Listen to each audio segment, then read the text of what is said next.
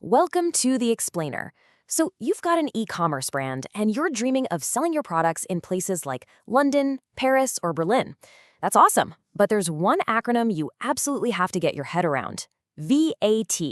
Yeah, I know, it sounds intimidating, but trust me, in the next few minutes, we're going to show you how this is actually your golden ticket to a massive new market. So, what's really at stake here? Well, just look at this number. That's how much UK shoppers spent online in 2024. 127 billion pounds. And remember, that's just the UK. Just imagine what your business could do with even a tiny, tiny slice of that pie. The potential is it's huge. But here's the thing. There's a hurdle you have to clear before you can even get into the race. And honestly, it's a hurdle that trips up a surprising number of really promising businesses. That's right, VAT. Look, we get it. Taxes are not the sexiest part of running a business, not by a long shot. But when we're talking about expanding internationally, understanding VAT is literally the difference between success and total failure. It is the key that unlocks the door to millions of brand new customers. All right, so let's dig a little deeper into this global prize. Because to really get why VAT is such a big deal, you first have to appreciate the sheer scale of the market that it governs. Check out these two numbers side by side. They tell a really powerful story. Over on the left, you've got those massive sales figures from the UK. And on the right, that's how much VAT was collected from e-commerce sales across the EU. So what does that tell you? It tells you these aren't just huge markets. They're also super organized, and they take their taxes very seriously. You're stepping into the big leagues here, and you've got to play by their rules.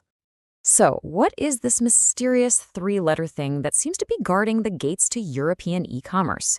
Don't worry, it is not as scary as it sounds. The easiest way to think of it is like a sales tax, just with a few European twists. Let's break it down. Okay, so in a nutshell, it's a tax that gets added at each stage of a product's journey, but it's the final customer who actually pays it.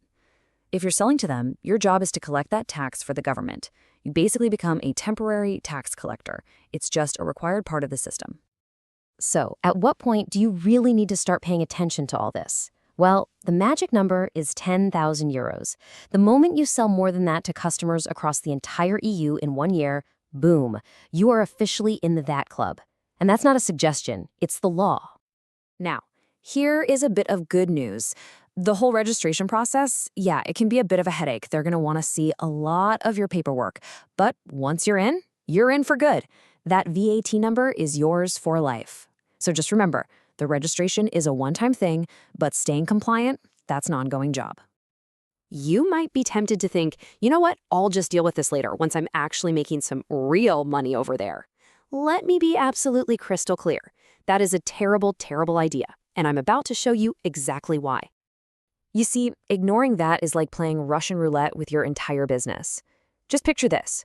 You've launched in Europe, sales are finally pouring in, and then, bam, your shipments get seized at the border, you get slapped with massive fines, and Amazon completely suspends your account. It is a total nightmare scenario, and it's 100% avoidable.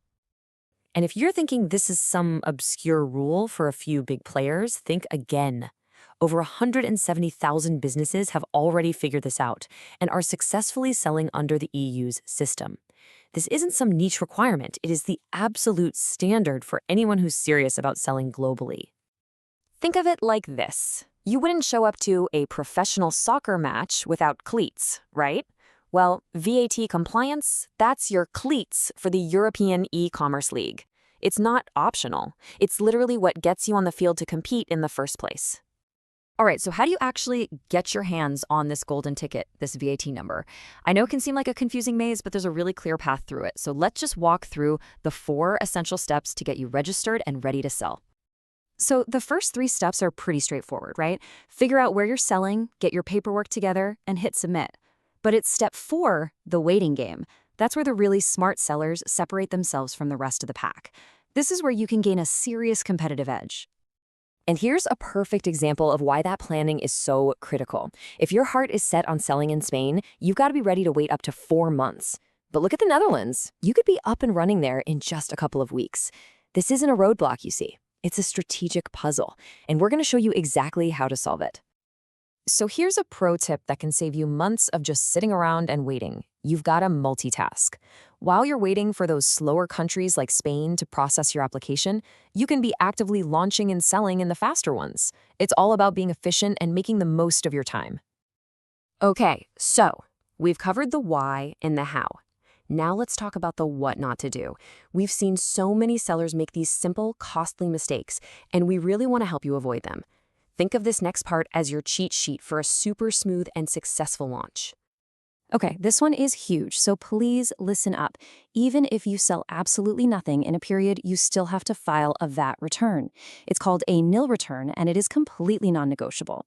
The government just wants to hear from you, even if it's just to say, hey, nothing to report. Ignoring this is a surefire way to get penalties. And here are two other really common traps to avoid. First, don't wait until you've already hit that €10,000 threshold to register. Get ahead of it. And second, make absolutely sure you're charging the correct VAT rate for your specific products. A little bit of research up front is going to save you so many headaches later on.